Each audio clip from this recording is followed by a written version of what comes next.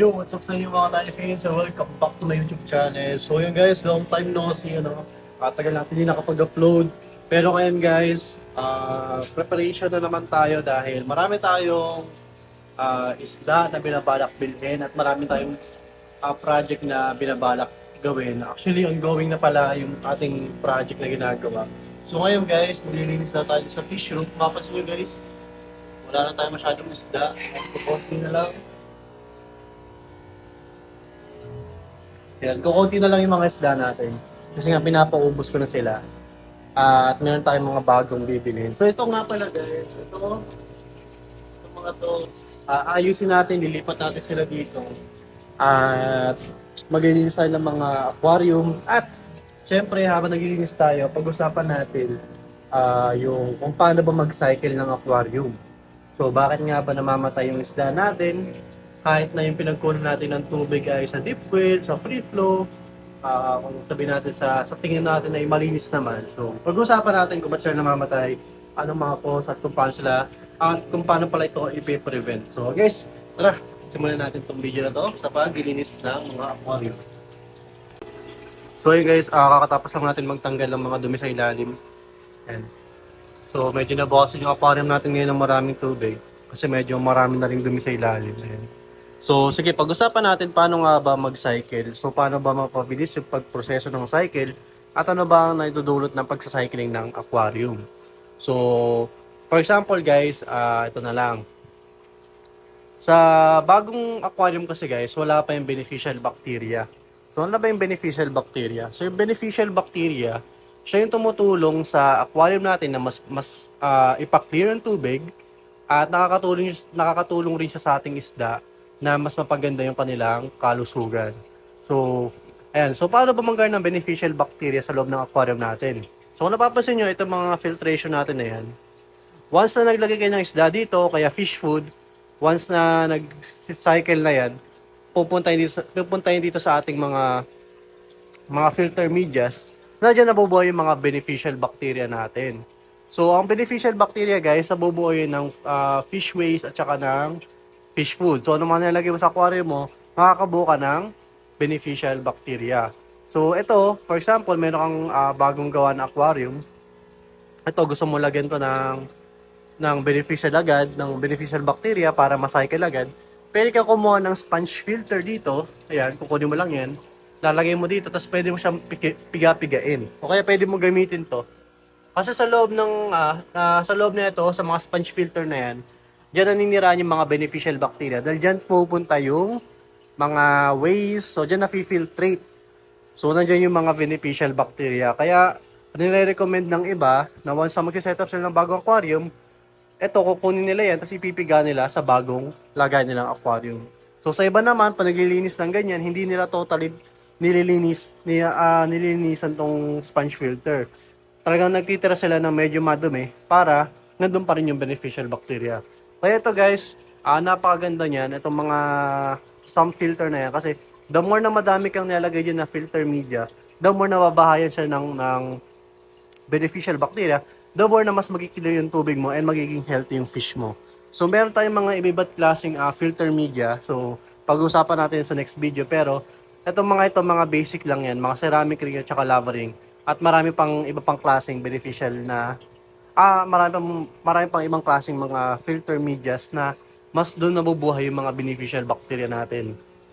So, bakit nga ba namamatay ang ating isda pag newly set up yung aquarium natin? Kasi nga wala siyang beneficial bacteria, tapos yung tubig hindi siya fully cycle.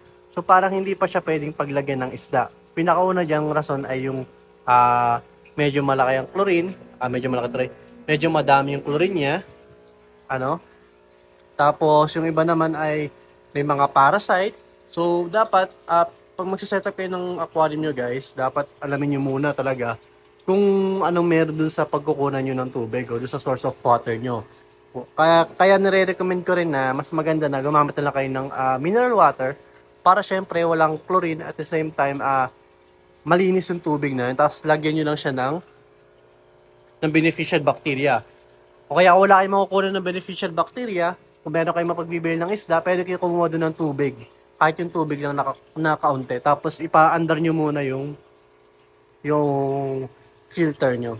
So, gano'n lang. Pero sa amin, ang mas nire-recommend namin dito sa fish room, pag meron kang bagong lagay na setup na aquarium, paandarin mo lang siya ng mga 3 days. Nakabukas yung filter, tapos lagay mo siya ng fish food. Kasi guys, pag naglagay ka ng fish food, doon na magkakaroon ng beneficial bacteria. Magkakaroon siya ng waste, tapos mag-cycle na yan. At ayan. So kung naalala nyo guys, dati itong aquarium natin na to, sobrang dumi niyan dati. Ano, pero hindi ko siya nililinis. Kasi nga pinapacycle ko siya. So madali naman na maglinis sa aquarium, pero pagpapacycle lang aquarium medyo matagal. So kaya yun yung ginagawa ko. Hinahayaan ko lang itong mga filter medias na nandyan, yung mga use. Tapos maglalagay ako dito ng panibagong tubig. Tapos mga 3 days to 2 days, pwede ko na siyang lagyan ng isda. Or mas maaga. Kasi the more na marami kang beneficial bacteria, the more na maganda yung water quality na ilalagay mo dito. Pag nagsama yung dalawa na yun, talagang pwede mo na siya lagyan agad ng isda. Agad-agad. So, bibili rin pala ako guys sa mga test kit, pH kit, mga parameter test para mas check natin kung anong lagay ng ating mga tubig. So, pinaka-importante kasi yung tubig sa ating mga alagang isda kasi nga, syempre, dyan sila nabubuhay. So, ito guys, yan. Tagal na ito nakacycle. So, lalagyan natin ng panibagong isda. Naubos yung mga arawana natin guys. Yun. So, yun pala, good news. Naubos na yung mga arawana natin. So, 20 pieces yun guys. At sa awa ng Diyos ay naubos natin. Gusto ko sana magkikip tayo guys. Pag mag-aila, abangan nyo, magkikip tayo ng mga arawana. Kasi gusto ko talagang alagaan yan. Napakagandang isda. At the same time, mag-aalaga na rin tayo ng mga flower worms. So, dito guys, ang ating mga setup. So, medyo kulang-kulang yung mga tubig natin. Ano? Pero ngayon, nag-stock na tayo ng magandang tubig. So, dito, mag-stock lang tayo dito, guys. So, yun guys, pinaka number 1 din yan.